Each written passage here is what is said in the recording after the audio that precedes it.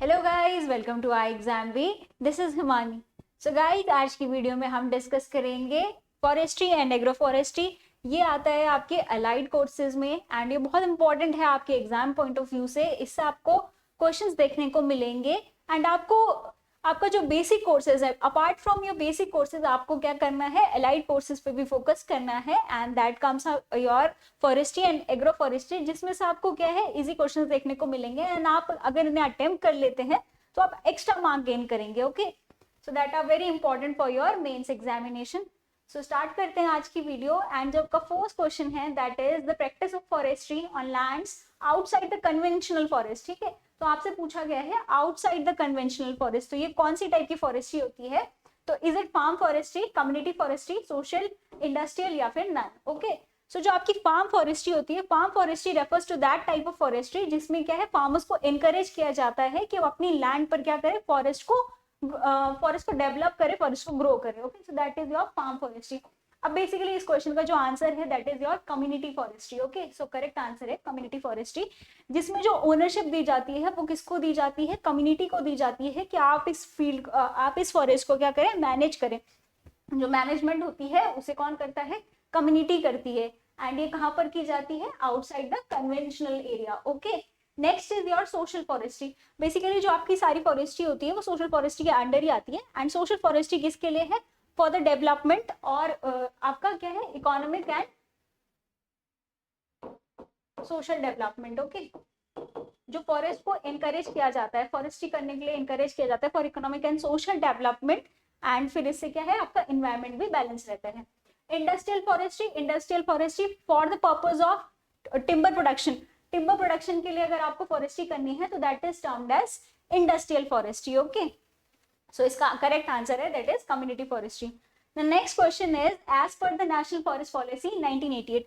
अब आपको ये ध्यान रखना है कि जो आपका क्या है, ये फॉरेस्ट का सर्वे है वो कौन कंडक्ट कराता है, तो that is forest survey department and जो किसके अंडर आता है, तो ministry of forest environment and climate change के अंडर आता है एंड इसमें जो वर्क करने वाली पॉलिसी है that is forest policy 1988 and उसमें बोला गया है कि आपका फॉरेस्ट कवर कितना होना चाहिए। ओके, सो इसका करेक्ट आंसर है, इसमें फॉरेस्ट कवर होना चाहिए 1/3। ओके, एटलीस्ट 33% आपका क्या होना चाहिए, टोटल ज्योग्राफिकल एरिया का 33% आपका फॉरेस्ट कवर होना चाहिए। तो एज पर आईएसएफआर रिपोर्ट 2021,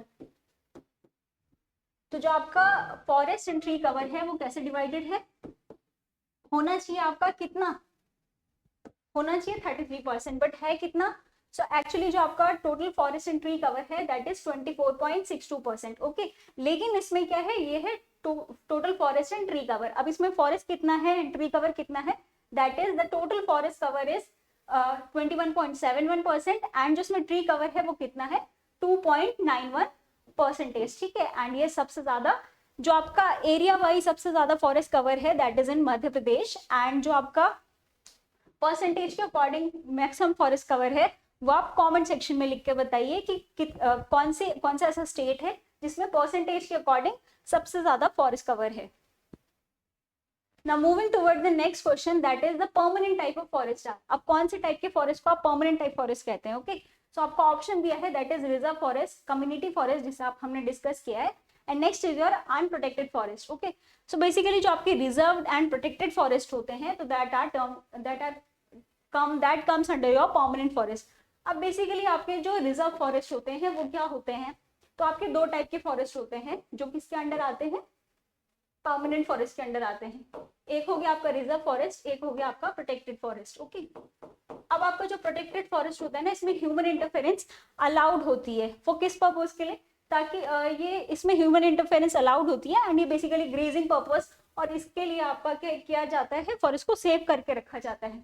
वेयर जो आपका रिजर्व फॉरेस्ट होता है इसमें ह्यूमन इंटरफेरेंस अलाउड नहीं होती है एंड ये आता है आपका इंडियन फॉरेस्ट एक्ट 1927 के सेक्शन 29 के under. Okay, so that comes under your Indian forest act 1927 and section 29। ठीक है, तो इसके अंडर आपका क्या आता है, रिजर्व फॉरेस्ट आता है एंड प्रोटेक्टेड फॉरेस्ट आपका वो फॉरेस्ट होता है जिसमें आपका ह्यूमन इंटरफेरेंस अलाउड होता है, यहाँ पर आपका ह्यूमन इंटरफेरेंस अलाउड नहीं होता है। ठीक है, सो इसका करेक्ट आंसर है that is reserve forest. Next is the program which aimed at increasing the forest cover.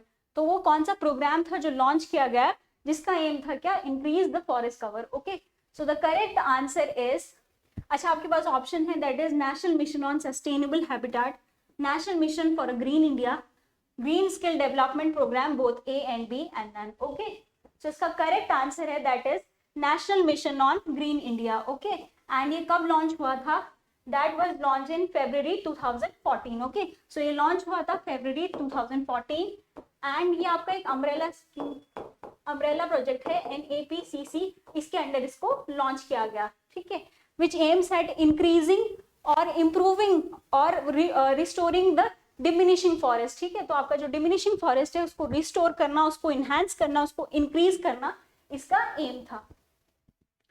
Now moving toward the next question, that is which of the following tree is known as flame of forest? Okay, तो flame of forest किसे कहा जाता है? Okay, is it Butea monosperma, Ficus bengalensis, Pinus roxburghi, Bambusa indica and Azardirecta indica? Okay, तो पहले इनके नाम जान लेते हैं। Actually that is termed as Palash tree, Ficus bengalensis that is banyan tree,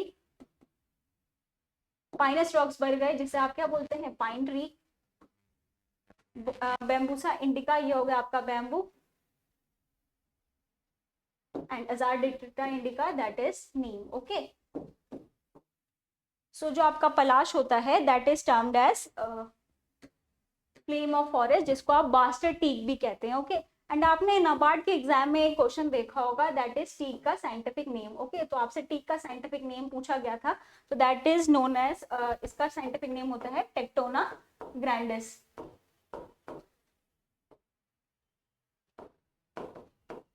and जो आपसे लास्ट ईयर क्वेश्चन पूछा गया था दैट वाज साल, तो साल का साइंटिफिक नेम क्या होता है, that is Shorea robusta. Okay, it is the scientific name of sal. Okay, तो आप साइंटिफिक नेम लर्न करके जाइएगा, क्योंकि आपसे साइंटिफिक नेम अगर पूछेंगे तो आपका ये आंसर करेक्ट हो जाएगा। बस आपको एक चीज लर्न करनी है and then the answer will be correct. Okay, now next question is agroforestry plant suitable for silk industry. Okay, अब आपको पता है कि सेरिकल्चर जब आप परफॉर्म करते हैं तो उसमें आपके कुछ होस्ट ट्रीज होते हैं। ठीक है, जैसे आपने देखा होगा tussar silk, oak tussar, castor silk. ठीक है, तो कैस्टर जब आप किसकी बात करते हैं, एरी सिल्क की बात करते हैं, तो आपका होस्ट ट्री क्या होता है, कैस्टर होता है। ओके, जब आप किसकी बात करते हैं, मूंगा सिल्क की बात करते हैं, तब आपका क्या होता है, सोम एंड सोलूबर ट्री होता है। ठीक है, अब आपसे पूछा गया है सिल्क इंडस्ट्री, आप इनमें से देखते हैं कौन सा ऑप्शन हमारा करेक्ट है। ओके, तो पहला है Prosopis cineraria, next is Populus deltoid, ये आपका क्या है, पॉपुलर का ट्री है जिसको आपने यूजुअली एग्रोफॉरेस्ट्री सिस्टम में देखा होगा। ठीक है, अकेशिया कटाचू जिसे आप क्या कहते हैं, कत्था, मॉरस अल्वा। ठीक है, तो मॉरस अल्वा या फिर मॉरस इंडिका जो होता है दैट इज ये क्या होता है आपका, मलबरी, जिसमें आप क्या करते हैं, मलबरी सिल्क को रेयर करते हैं। Okay, so that is the correct answer, that is Morus alba, जिसमें आप क्या करते हैं, मलबरी सिल्क को रेयर करते हैं, जो कंट्रीब्यूट करता है मैक्सिमम सिल्क प्रोडक्शन। ठीक है, so that is Morus alba. Now moving toward the next question that is pure forest type of forest जिसमें कंपोजिशन एक स्पीशीज का कितना होना चाहिए। तो एक होता है आपका प्योर फॉरेस्ट, एक होता है मिक्स फॉरेस्ट। ओके, तो प्योर फॉरेस्ट आपका वो फॉरेस्ट होता है जिसमें जो कॉम्पोजिशन होता है एक स्पीशीज का वो कितना होना चाहिए, 80% से कम नहीं होना चाहिए। Okay, so the correct answer is 80%। Now moving toward the next question, ये कहाँ है, दैट इज अब ये आपका है फॉरेस्ट मेंसुरेशन। ओके, तो फॉरेस्ट मेंसुरेशन से आपका एक क्वेश्चन आया है। फॉरेस्ट मेंसुरेशन आपकी फॉरेस्ट्री की वो ब्रांच है। अब बेसिकली देखिए फॉरेस्ट्री एंड सिल्वीकल्चर में काफी डिफरेंस रहता है बच्चों को। तो फॉरेस्ट्री एंड सिल्वीकल्चर में क्या डिफरेंस है, फॉरेस्ट्री आपका एक ब्रॉडर टर्म है, वेयर सिल्वीकल्चर फॉरेस्ट्री के अंडर स्टडी किया जाता है। तो इसमें हम क्या करते हैं, care, establishment and maintenance of forestries. आप जब इसके बारे में पढ़ते हैं तो that comes under your silviculture. लेकिन फॉरेस्ट्री आपका एक ब्रॉड टर्म है जिसके अंडर आपका सिल्वीकल्चर आता है। ओके, एंड अब ये फॉरेस्ट मेंसुरेशन आपकी फॉरेस्ट्री की वो ब्रांच है जिसमें आप क्या करते हैं, ट्री के मेजरमेंट के बारे में स्टडी करते हैं कि ट्री को कैसे मेजर किया जाता है। अब आपसे पूछा गया है डीवीएच के बारे में। Okay, so that is diameter breast height, and ये जो आपकी डायमीटर ब्रेस्ट हाइट होती है, ओके, सो बेसिकली ये क्या है, it is the diameter at breast height, और DBH is a standard method of expressing the diameter of the trunk, जिसको आप किससे, या तो मेजरिंग टेप से या फिर कैलिपर से मेजर करते हैं। ओके, एंड बेसिकली ये कितना होता है यही आपसे पूछा गया है। अब जो ये सब फिक्स करने का सिस्टम है, इसको 1.3 ही क्यों रखा गया, ठीक है, तो दैट इज 1.3। एंड इसको 1.3 इसलिए रखा गया है क्योंकि नीचे आपका फॉरेस्ट कवर होता है, ग्रास कवर होता है, ठीक है, तो जिसकी वजह से आपका क्या है, वो मेजरमेंट में डिस्ट्रप्शन हो सकती है, मेजरमेंट में डिस्ट्रप्शन हो सकती है, तो आप क्या तो आपका रीडिंग जो होगा वो गलत आ सकती है।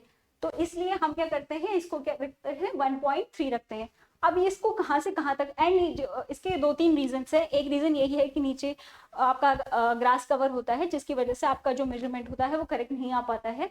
सेकेंड रीजन इज कि ट्री में आपको फॉर्किंग दिखने को मिलती है। फॉर्किंग मतलब 2 में डिवाइड होना, स्प्लिटिंग, ठीक है, जैसे आपको कैरेट में भी देखने को मिलती है फॉर्किंग, ओके।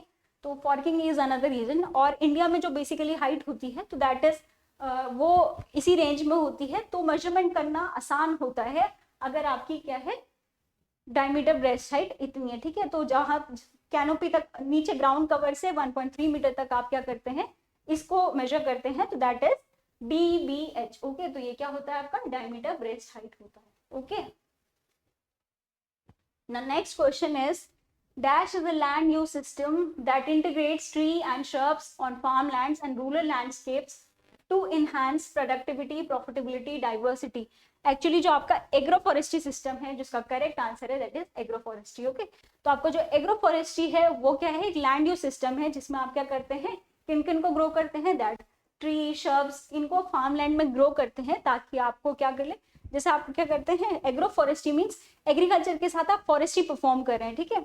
तो आपने क्या करा, आपकी एग्रीकल्चर लैंड है, उसके बाउंड्रीज पर आप क्या करते हैं, ट्रीज को ग्रो करते हैं, तो वो आपका एज अ शेल्टर बेड भी वर्क कर सकता है, आपको एडिशनल बेनिफिट भी दे सकता है। लेकिन आपका जो ट्री है उसमें कोई भी एलोपैथिक इफेक्ट शो नहीं होना चाहिए, ठीक है।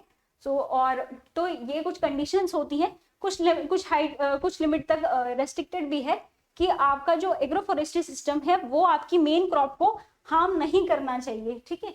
अदरवाइज ये आपके लिए क्या करता है, एक सब्सिडियरी इनकम लेकर आता है। सो इसका करेक्ट आंसर है that is agroforestry. The next is the agroforestry system in which orchards protected by tall trees. Okay, तो ये क्या हो जाएगा आपका हॉर्टिसिल्वी, ओके। ऑर्चार्ड कहाँ पर आते हैं, आपके हॉर्टिकल्चर में, and protected by tall trees, ठीक है। तो आपके ट्रीज हैं प्लस आपका हॉर्टी है, तो ये हो गया आपका हॉर्टिसिल्वीकल्चर, ठीक है। Horticulture plus silviculture. Agri silviculture में क्या होगा, आपकी एग्रीकल्चर क्रॉप्स हैं, उनके साथ आपका क्या है, फॉरेस्ट्री इन्वॉल्व है।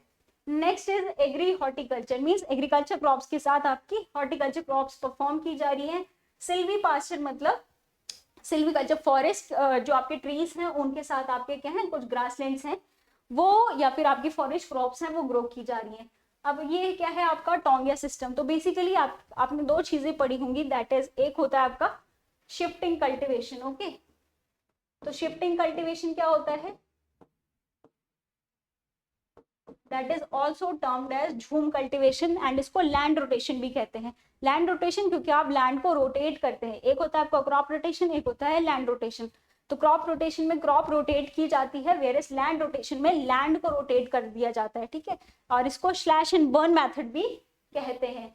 अब टोंगिया सिस्टम कैसा है, टोंगिया का मतलब होता है हिल कल्टिवेशन, हिल पे कल्टिवेशन करना, एंड इसमें जो मैंडेटरी कंडीशन है दैट इज आपका फॉरेस्ट्री इंक्लूडेड होना ही होना चाहिए, ओके। एंड इस सिस्टम को कौन लेकर आया था, तो दैट ये आपके डीट्रिस ब्रांडेज सिस्टम को लेकर आए थे, एंड यहाँ पर बंगाल में सबसे पहले टोंगिया सिस्टम स्टार्ट किया गया था, ठीक है। एंड जो आपके ब्रांडीज हैं इनको आप इन्हीं के नाम पर क्या है, जो आपका फॉरेस्ट रिसर्च इंस्टीट्यूट है जो कहाँ पर लोकेटेड है, that is in Dehradun Uttarakhand, उन्हीं के नाम पर एक गेट भी ब्रांडिस डीट्रिस ब्रांडेड गेट जो है FRI में भी लोकेटेड है, okay. The next is ICR central agriculture research institute, ठीक है, एग्रोफॉरेस्ट्री रिसर्च इंस्टीट्यूट। तो ये कहाँ पर है, दैट इज इन झांसी, ठीक है। तो आपका जो एग्रीफॉरेस्ट्री रिसर्च इंस्टीट्यूट है वो कहाँ पर है, झांसी में है, ठीक है। That's all for today's video. I hope आपको ये वीडियो इन्फॉर्मेटिव लगा होगा. Kindly follow the channel, like the video and share the video. Thank you and all the very best.